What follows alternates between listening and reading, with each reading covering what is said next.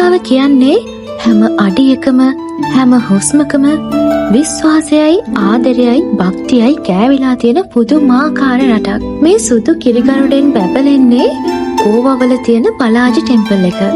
මේ දේවාලය හදලා තියෙන්නේ විෂ්ණු දෙවියන්ගේ අවතාරයක් වන වෙන්කටේශ්වර දෙවියන් වෙනුවෙන්. විශ්වාසයේ හැටියට මිනිසුන්ගේ කරදර දුක්ඛම් කටළු නැති කරලා ලෞකික සැප සම්පත් ලබා දෙන්නේ මේ දෙවියන්.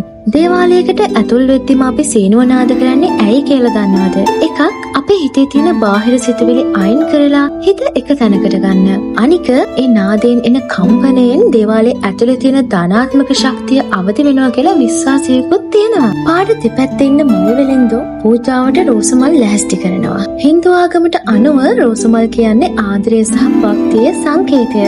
ඉන්දියාව කියන්නේ හරි අපූර්ව සංස්කෘතියක් තියෙන රටක්. සූෂි වලට මගේ තියෙන ආසාව නිසාම ආයේ කවදාවත් එන්න ලැබෙන්නේ නැති වුණා. මම කැමැතිම අවන්හලට ඇවිල්ලා සූෂි රස වින්දා. ඒ එන අතරමඟදී තමයි මම දැක්කේ ෆිග් ගහක්. ඩ්‍රයි ෆිග් කාලා තිබ්බට ගහෙන් කඩපු ෆ්‍රෙෂ් ෆිග් නම් මට තාම රස බලන්න වාසනාව ලැබුණේ නැහැ.